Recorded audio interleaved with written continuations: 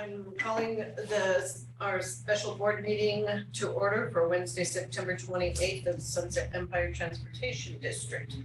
And we'll do the flag salute. It's not on the agenda, but we'll do it anyway. Okay. I pledge allegiance to the flag of the United States of America And to the republic for which it stands, one nation under God, indivisible, with liberty and justice for all.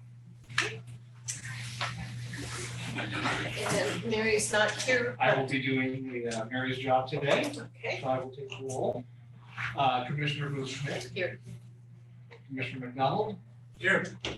Commissioner Nino. Here, good morning. Good morning. Morning. Commissioner Alegria, Here. Commissioner Withers, Here. Commissioner Reed, Here. Commissioner Romero. Just in case he shows up. Okay, quorum, All right. Are there any changes to the agenda? none from staff. No changes to the agenda. Is there any public comment? Nobody from the public on Zoom or in the room. All right, we'll move right on to new business and the statewide transportation improvement fund formula projects approval. Jeff? Okay, so every biennium, we have to come up with a new STIF plan. And actually it's, each biennium, we do a lot of, it's grant season for us. So we have the STIF funding, we have the 5310 that we'll be going over today. We also have the 5311 grant, but that that won't be coming before the board. That's our operational grant, just to keep the buses on the road. But the statewide transportation improvement fund was born back in the 2017 legislature. And it was the largest transportation package that the legislature passed and the governor signed in Oregon's history. The great thing about, there was a lot of work done ahead of time leading up to the legislature meeting. And what we had learned previously is that, every mode of transportation was basically fighting for dollars from the legislature. And so we took a different approach, and this was via the Oregon Transit Association, the other modal associations. We worked together. They all worked together. So freight was at the table, Bike was at the table, transit was at the table, all the different competing agencies were there. And we went with the united voice. And that made a big difference. And it was the first time that transit got stable state funding. Before we were just relying on federal grants, the 5310, 5311, 5339, all the different ones that came down from the FDA. In the state, we had the small STF, but that was very, very small. So this was a game changer for transit within the state. We were able to have dedicated funding via the employee paid payroll tax of 1/10 of 1%. And it brought in a lot of money. It was really, really a game changer for us. So every 2 years, we have to go through and come up with a STIF plan. And that's what the Transportation Advisory Committee did on Monday. Deanna is the board's representative on that. She was at that meeting on Monday. We presented the projects. We discussed it. They had some questions. One of the things, if you pull out your large spreadsheet, you'll see the projects on here. I want to go through and explain a few things. So you see some numbers down at the bottom, and that bold black box, you're going to see the 100% and 120% number. The 100% number, where it shows that in fiscal year 24, we're projected to receive $854,172, and then fiscal 25, we're projected to receive $898,211 for a total of $1,752,384. And those are the numbers that the Department of Revenue the state has projected for it. Now, one of the things that ODOT has recommended that agencies do is to have a 120% list, because if we end up getting more money than what was projected, we can't spend it unless we have projects that are in the plan. And so that's why you'll see this plan matches that 120% number of $2,102,861. So that's what this plan is written for. You know, we won't spend the money until we know that we're going to be getting it. That's why the TAC has recommended the priorities in order under column L, where it's 1 through 7. So there's seven projects. Project number 1 is the STIF funded fixed route service. The first biennium that we had the STIF program, it expanded Route 10, which is our Astoria route on the weekdays. It provided Route 13 weekend service in Astoria. Route 15 is the Warrenton weekday service. Route 16 is the Warrenton weekend service. And then it added frequency to Route 101. And so those were the big service improvements that we did that first biennium. And it was successful. You know, we launched it in that February of that year. And then in March, the state got shut down because of COVID. So, but we were running, you know, that February, we were running 30% above on ridership because of the improvements we made. We were by far #1 in the state of Oregon as far as increases over last year's ridership. So, so those were all individual projects, and I lumped those together into one line item because they're not new, but we still need STIF to pay for that service. And in checking with Arla, our regional transit coordinator, she said that's appropriate to do. And it makes it a lot easier when we key into application just to have it all on one line. Because each line item for the application takes me somewhere between 45 minutes and an hour for each project to key it in. And then the same holds true when we do our quarterly reporting.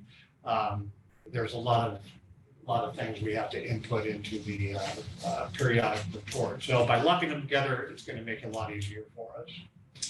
So that's the #1 project, is to maintain what we've already improved. Can I ask just one question on that line? Why is it less for 2005 than 2004? 25. Because in 2005, we have 900, well, there's one less day. Oh, got it. Yeah. Okay. That's why, because I looked at the calendar and because I have to calculate things that, you know, for weekday service, the 5 days, and I have to back out Thanksgiving, New Year's, and Christmas. Okay. Thank you. So that's the #1 project. #2 is adding local match for the discretionary grant that we wrote for STIF to add that stop at the Portland International Airport. You know, if we're successful on that, there will be local match that we need to come up with, so that will help fund some of that. The third project is the local match for the Ensign Lane Shelter project that'll be kicking off this year. And knowing that our supplies and costs of those are going to go up, I added extra money into that for our local match. I donated an umbrella this morning. That looks like that's gonna happen. Huh? That looks like that's going to happen. Oh, it will happen. But not the 2024. No, we should start construction this year. Okay. We've still got to get the final designs done.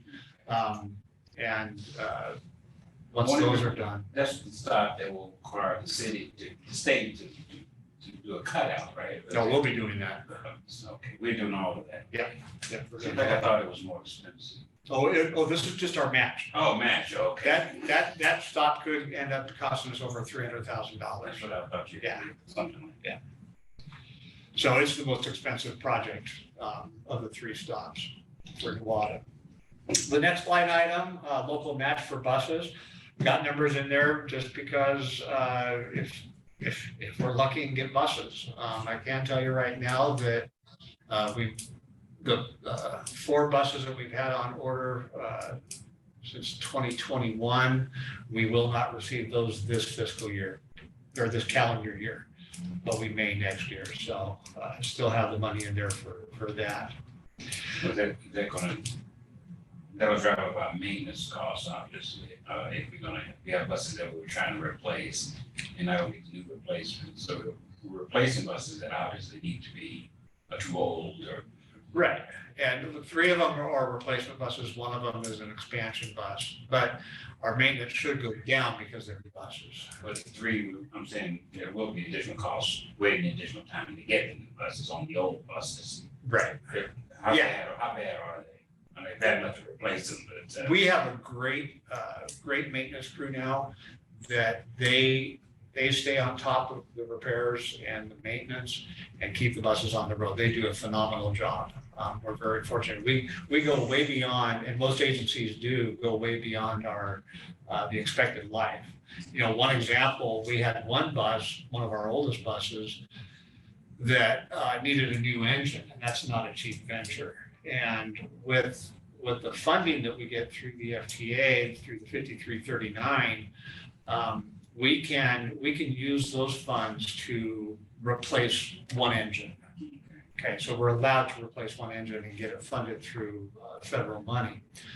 But once we've replaced it, we can't do it. I mean, we can't charge it against a grant. Well, we had to. I told Jennifer, I said, go ahead and do it because we don't know when we're going to get buses. So we went ahead and installed a new engine and just paid for it out of local You don't make funds. a resale value of the bus. We sell the bus once we replace it. We can, but what we do here is we poach parts Oh, okay. off of those buses and we end up scrapping them and we get a little money for scrap because, yeah, I mean, they do a great job pulling everything off that we can possibly use. Because again, the supply chain problem, we can't get parts, you know, in a lot of cases. So again, they do a great job of keeping those buses on the road and pulling those parts off those old buses. The next project number 5, is local match for the 5311 program. And that's our largest FTA grant. That's our operational grant. And we went through the PTAC. I put together a committee when I was on PTAC to look at the 5311 allocations because we had changed it several years ago. We came up with a process or an allocation formula that gave agencies some stability. And the 5311 is based on, your allocation is based on revenue miles and revenue miles and revenue miles and ridership. Yeah, ridership. And so, you know, previous to us changing it, this was probably 6 years ago, 5 or 6 years ago, if you had a big dip in your ridership, you lost a lot of money, a lot of federal money, because you went down in ridership, or if you cut some service, you would lose some federal money in the next biennium. So we changed it and we put a floor on it. You could never get less than 95% of what you received in the previous biennium. So you would only lose 5% money, which that was great. That added a lot of stability. And in order to pay for that, we put a cap on the increase that agencies could get. So we capped it at just a 10% increase to help pay for that 95% guarantee. And so over the past 5 or 6 years, a lot of money, a lot of revenue was, or a lot of money was built up at ODOT. They were sitting on, I want to say, if I remember correctly, it was about $6 million that hadn't been spent. So we went through, put together the committee, and we right-sized it. And we to get everybody where they needed to be currently, they now have a new allocation. One of the things that I said right off the bat, I wanted to make sure that the tribes got a larger base amount, because before, the base amount for everybody was $100,000. That's nothing, and that's what the tribes were getting, was 100,000. So their base is now up to 250,000. So that'll help them out. That was a big thing for me. And it didn't hurt that I was chair and I could make those kind of suggestions and everybody followed them. But then, as we went through and changed the allocations, it meant that everybody got an increase. And ours ended up being over a 40% increase. We get about $1 million. We were getting about $1 million per biennium. We're going to be up just about 1.5 million for this upcoming biennium. So an extra $500,000. But what comes with that is, okay, the operational grant under 5311, it's a 50-50. It's a basically almost a 50% grant money, and then local match is 50%. So, you're getting extra money, but you got to have local funds. So that's why I put that in here, that if we do get the revenue, we can use this to help offset the increase in our local match that will be required. Tillamook, for instance, Tillamook Transportation District, they got an extra $1 million through our right size in the allocation. So they came out really good, but again, they have to account for that 50% that they need. And I'm on their transportation advisory committee, and we'll be talking about that at a meeting on Tuesday down there. So, Kim? Just a quick question. Sure. Is their transportation district really different than ours, or are there a lot of similarities? Their service is different than ours. They have some fixed route service, but they have a lot of dial-a-ride service. And Are they doing well with their budget? yeah, they have been. The dial-a-ride is very expensive, though. We would not be able to, at this point, be able to afford a dial-a-ride system like they have. Just because of how the population is spread out differently in Tillamook County than here? Is there dial-a-ride? I need to ride to the hospital, I need to ride to go to the grocery store. It's open to general public. For general public, so Yeah. you need a ride, okay. Yeah. So it's different than taking them to emergency services. Yeah, I mean, so, and well, that's what people use. Like, we have paratransit service. They don't have paratransit service because it's all incorporated into the dial-a-ride program. The only thing we share with them is the Pacific. We share that with. Well, we link with them in Cannon Beach. Yeah, and that's on that route that it's the weekend route that goes all the way. Tillamook up to, No, 7 days a week. 7 to 7 days. 7 days they're coming to Cannon Beach, and their dial-a-ride comes up here too, because some people have services that they need to come up here for. So their dial-a-ride vans will bring people all the way up here. You'll see them almost every day up here. It seems I see now why they have such their operating costs are more than average, but they have a unique sort of working model there. I thought they were like us with a lot of fixed routes, and they don't have. Yeah, and well, they don't. They have the inner city ones where they come up to North County, North Tillamook County, and then up to Cannon Beach. But then, so anyway, they're going to be using an extra $1 million to correct an error that they made when they submitted their discretionary grant for their route that goes to, I think, Salem. Their application was not complete. They didn't answer a couple of questions, and it was beyond the deadline. They hadn't fixed it, and so they're out of luck for that. So they're gonna have to use that whole $1 million plus the match. They'll pull out of their formula funds for staff to operate that route. But that's a learning curve for them. The next project is still we're wanting to expand Seaside's weekend service to year-round. Currently, we just do it through the summer months with the streetcar. But this has been a goal of ours for quite some time, is to get year-round weekend service. That's a circular route, right? Yeah. Circular route. Yeah, and we haven't built that route yet. It's, We don't know what it'll look like it yet. just seems so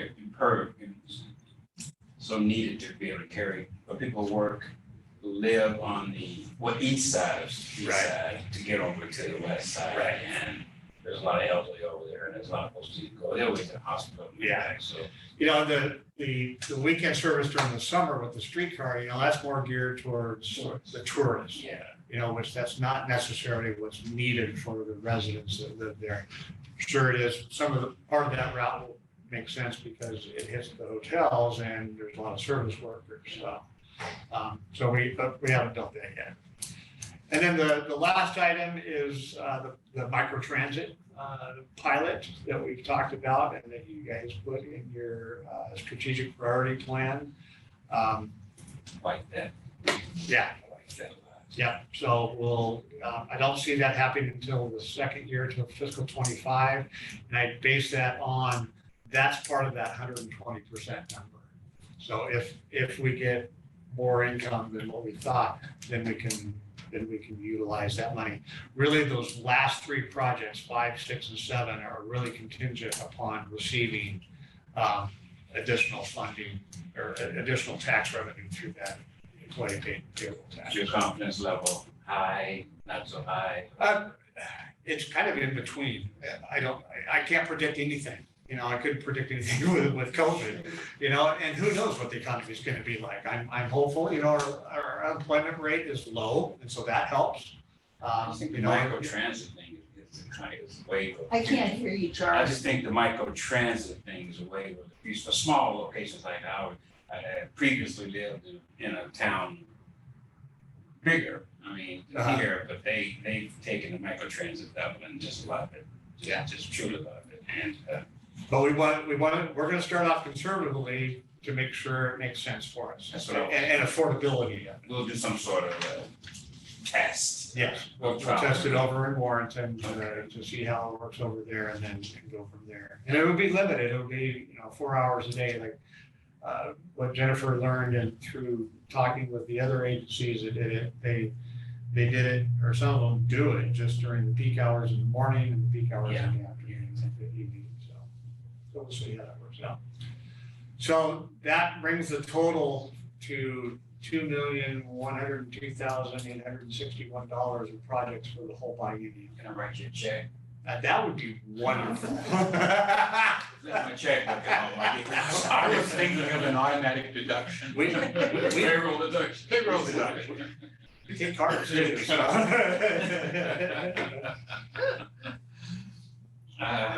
Deanna, did you have anything you wanted to add since you were at the TAC meeting? No, but actually, just full disclosure that I had to leave early. I had a previous work meeting that I couldn't miss. So once we had our discussion, I wasn't able to stay for the voting, but I did say that I wanted to, my vote was for yes to all of the projects. I think it's great. I think it's also a good way, the way that it's prioritized. So just super excited for the Ensign Lane shelter project. So no, it was good. And we had a lot of enthusiasm from the members of the advisory committee. Yeah, and we did register your yes vote on it. Awesome. Thank you. They were fine with that. So that was good. Charles? I want to say that for a small district, I like it that we're forward thinking. I think it's too easy to settle into what's going on right now, or settle into sort of a small town mentality where we just kind of do what we do and trudge along.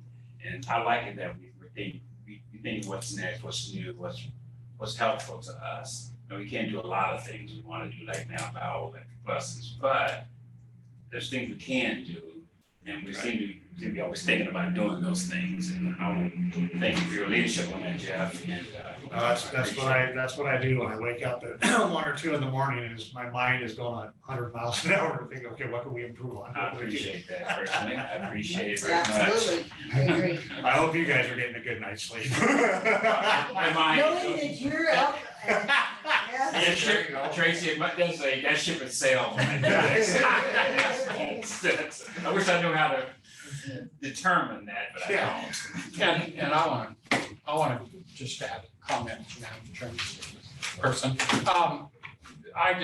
I was at the Northwest Act yesterday and, we rolled in 1 minute before the meeting started. It was just a kind of an honor to sit there and watch the two staff persons that we had, or that represent us, Kathy and Jeff. And the whole group kind of works towards their lead. I just appreciate that.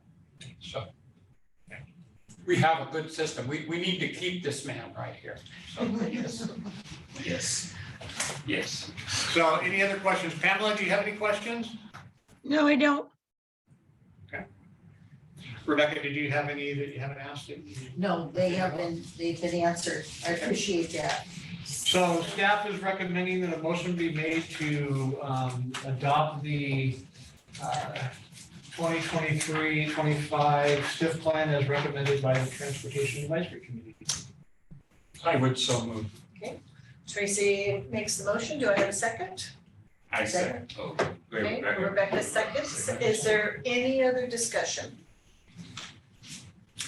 Curious, one question, I guess. All things work out as they do. This plan sort of falls into place, starts falling. July 1st. July 1st. Okay, yeah, okay, thank you. Would you like to take roll call? I'd be happy to. Commissioner Bouchnet, Aye. Yes. Commissioner McDonald, Aye. Commissioner Nino, Aye. Commissioner Allegria, Aye. Commissioner Withers, Bad eye. Commissioner Reed. Aye. All right, we'll move right on to our FTA 5310 Enhanced Mobility of Seniors and Individuals with Disabilities Project approval. All right, so this is the section 5310, which is, 5310 is the enhanced mobility of seniors and individuals with disabilities. And I'm gonna go through and just talk about each of these goals. Jason will be here to answer questions on if you have specific questions about the individual projects on here. So Jason's come up with 12 or 11. Actually, oh, I just saw a mistake. We have 12 projects, including preventative maintenance. We skipped 12.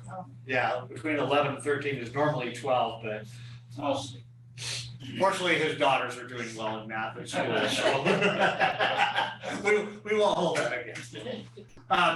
But, mobility is important. Almost everything you see with public transit across the nation, the high emphasis is serving the people that are seniors or people with disabilities. There's a lot of smaller agencies throughout the nation that's all they do. Some of them are run by nonprofits. They're not a transportation district. They could be like a senior center. Down in Lynn County here in Oregon, that's the case. The senior center operates the transit. They're a nonprofit, but they operate the transit system. So they rely heavily on the 5310 funding. So these projects, there's really a lot of latitude in what we can use the 5310 money for. That last project on their preventative maintenance, you go, well, what does that have to do with seniors and people with disabilities? Well, we can't provide service unless our buses are kept up and we utilize preventative maintenance. So that's why that's an allowable cost. I learned yesterday, talking with Arla down in Tillamook, that we could even utilize 5310 money for facility preventative maintenance, which I was not aware of that until yesterday. So it just has to be, you have to have a facilities plan, which we do have, but it also has to be in your coordinated human services transportation plan, which I don't think ours listed that when we went through that update last year. So anyway, so let's run through these. Jason's number one goal is to continue his job. Because we pay for his position out of 5310 fund. So that was obviously his number one priority, was keeping his job so he could do all these other things. So I kind of agree with that. Maintain and enhance travel training video production. We started that when COVID hit. We had to completely change our outreach methods because Jason couldn't do travel training, couldn't meet one-on-one with people, meet with groups. And so that's when he came up with the idea to produce videos. And we're very well known and appreciated throughout the state for what we did with that. It's prompted a lot of other agencies, I think, to go down that road as well.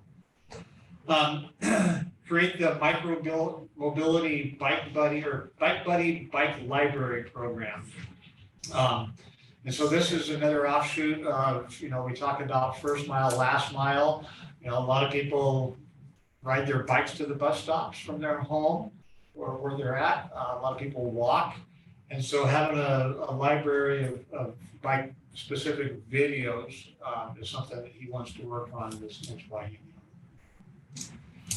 Number 4 is enhance specific outreach for a program. And that's again, continuing what he does in travel training to really build the confidence of older adults and people with disabilities to make them comfortable and confident that they'll get where they want to go with transit. Same with people with limited English proficiency. Enhance our veterans transportation program. He's built a great program. And he wants to start up a new project on that to where we have a shuttle 2 days a week for veterans. And that's almost like a fixed route. It's going to be on specific days at specific times. Hey, if you need to go, and he'll have to determine where that place may be, whether it's the VA clinic down here or maybe even shopping. I don't know. He's going to develop that over this next biennium to figure out where it needs to go. So we can get a group of veterans on that shuttle. Okay, I've got a question about, that would be different than the individuals, vets, driving vets. This is gonna be our equipment, Right. smaller Jason, is that correct? bus.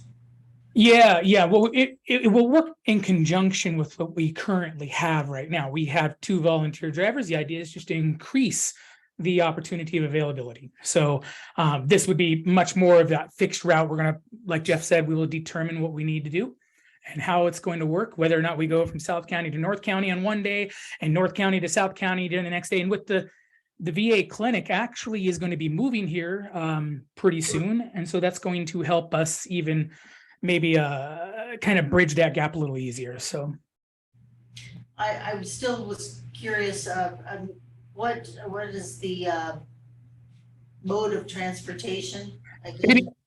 it'd be like a van, perhaps like the current van that we have. We have a van that looks just like the DAV van in a lot of ways. It's the little van. We have a flag, or depending on the need, maybe even a small cutaway.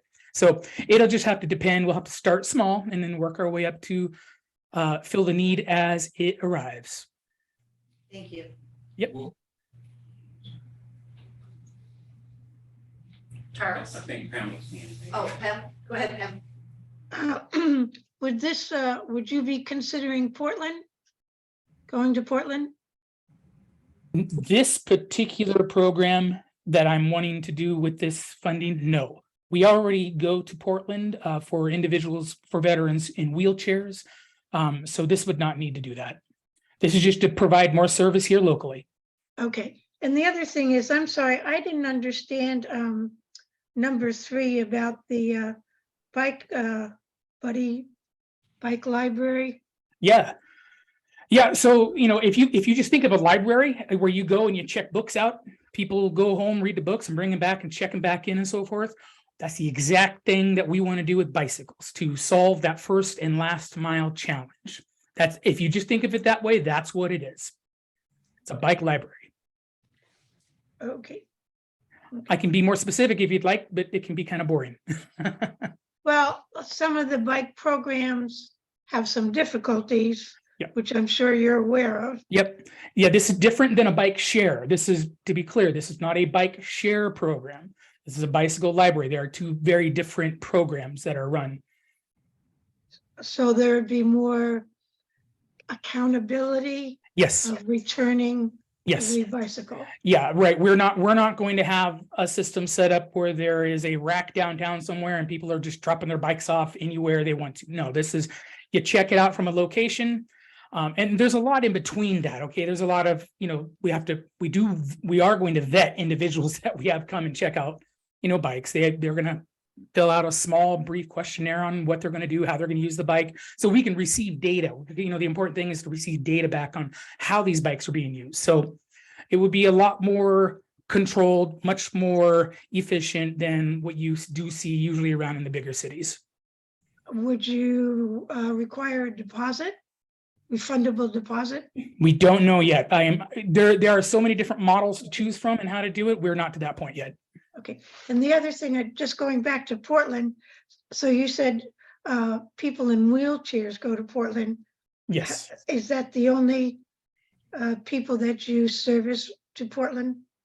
No, but we did build the program to service those who, because before that program, before we enhanced the Veterans Transportation Program to that level, there were the DAV van that we would take people to so that they could go to Portland.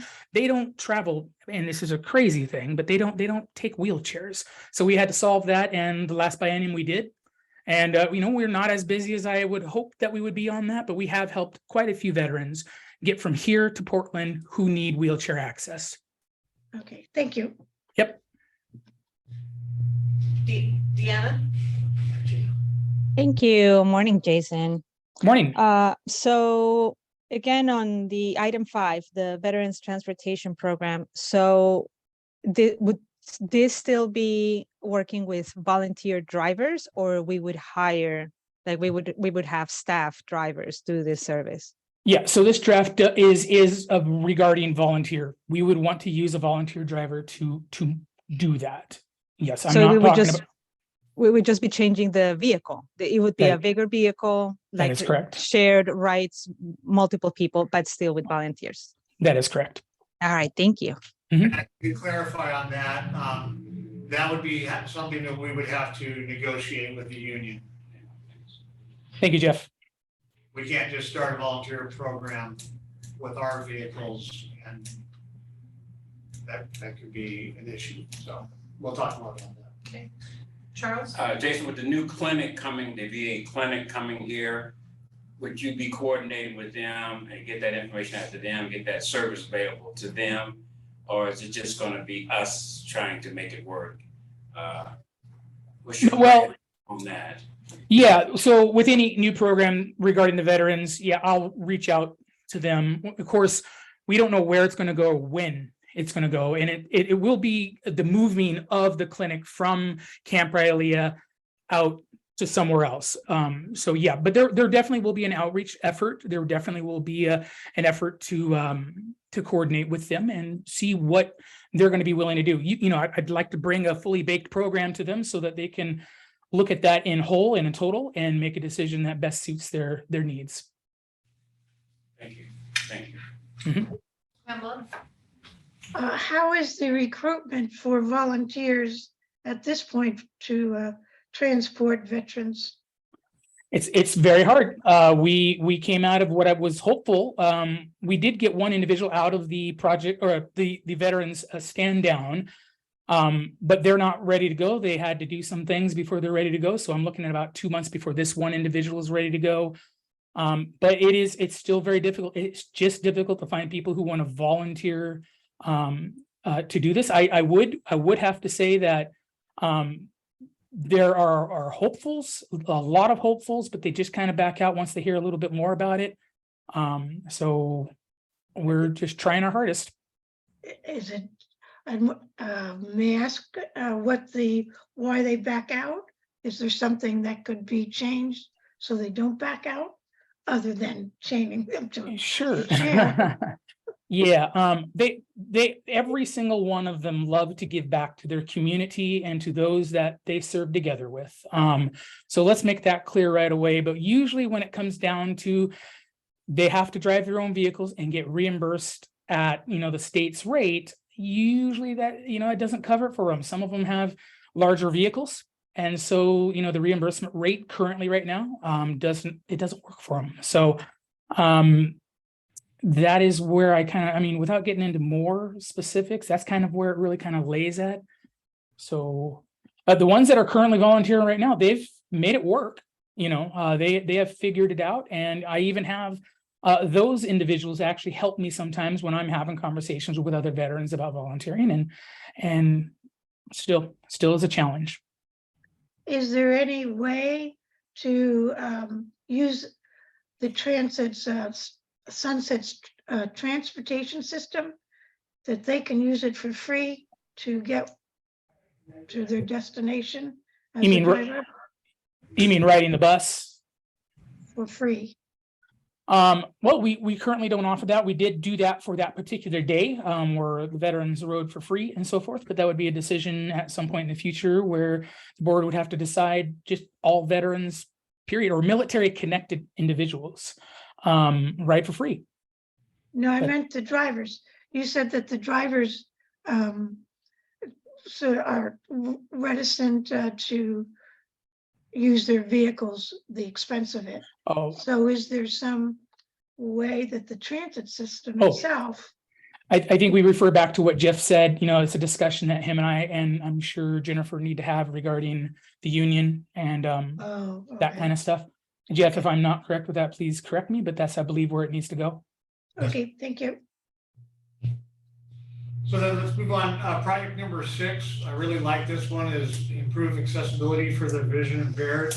Jason wants to incorporate get some braille material out there on the buildings, on the buses, to help those people that are sight challenged. He worked a long time with an individual that really helped Jason understand what the barriers are out there for visually impaired people. And so I'm excited about that project, very, very excited. He wants to start up the Ride Buddy program. This is something to provide greater accessibility to transit services. It's really getting people that are already bus riders to help other bus riders. And it could even be kids, it could be high school kids, it could be, maybe a college senior that needs to do a Pacifica project for their graduation requirement. They could help set up something like that. I just want to support this whole idea. My mentally handicapped daughter turned from confusion to instant mentor of several people. And it was a really great program, Jason. So Tiffany still talks about it every day. So I appreciate that, and I appreciate your efforts to restore that. Thank you, Tracy. Project number 8 is just some funding to allow Jason to go to some different mobility or transit conferences that are there, whether it's the local one in the state or if it's some national ones as well. And I told him, he put in here, for learning. Jason's highly regarded in the state of Oregon. He's probably I can confidently say he is the top rural mobility manager. And Jason, I've already told him he's going to start teaching at these conferences, start having workshops. He'll do a great job doing it and sharing his best practices. The next one is he wants to produce a documentary, a 4-part transit documentary, and how public transportation changes lives, how it makes it possible for people that are transportation challenged to get around. I think that's really cool. The next one, number 10 is 3 days of battery backup. And Jason, why don't you talk real briefly about that? I can't remember. Sure. Details. Sure. So basically, if we look at it in terms of 3 stations for 3 days, talk about 3 workstations, computer, printer, monitors, and so forth. These are not battery backups like you might be used to, like the one you might even have underneath your desks. That all those do is bridge a gap on a power outage so that you can safely shut down your computer within about 10 minutes after a power outage. That's all they're for. In this case would be to have continuity of our services. So, we've experienced a lot of power outages as of late. We have a wonderful backup natural gas generator out here in Warrenton. I love it. I'm very happy we got it. It took a lot to get it, but it's here and it works. However, though, it's wired specifically to where the old building that used to have the brokerage, that's what it was built for in the first place. So most of the power, 80% of it comes to this side and it doesn't go to the other operational side of things. So those people up there in operations, they don't get computers, a couple of lights, and that's about it. Astoria doesn't really have a good backup solution. And so continuity of services is important. These battery backups will allow to run 1 station, actually 3 stations for 3 days, or 1 station for 9 days. And so, all I want to just say is customer service is important, and for people older adults and persons with disability, it is downright critical. And so this would just help us be better at that. And these would be specifically for the dispatch crew. Yeah. So people call in and schedule their paratransit rides. Yeah, they're modular. So, if we find a greater need in another building or another specific office, then we can just take them to where they need to be. Deanna? Thank you. And now I'm blanking out on what my question was. Why don't we go? Yeah, I'll remember it. I'm sorry. Go ahead, Pam. I'm really pleased to see this. Is 3 days enough? Supposing this happened on the weekend when you can't access various facilities or companies to help you out. So do you feel this is enough? Or financially, this is what we have? Well, a little bit of both, Pamela. Thank you very much for the question. If you look at it in terms like the way I described it, it's 3 stations for 3 days. That's roughly the average of the worst case scenario that we've had around here. You have to go all the way back to 2007 to where you had 7 days of power outage. Okay. And that was just really kind of one really bad event. But if we just went down to just even the 1 station, we could run that for 9 days. Okay. And that's even without solar panels, but let's not get into that because solar panels here during a storm, they don't work very well. So Okay. There you go. Thank you. You're welcome. Deanna? I remembered. All I right. had a question. Do our phones work when there's an outage? Like, do we have regular phone service, or is it electrical? Our phones are predicated on, the voice over internet protocol. So if our server and our network are down, then our phones won't work.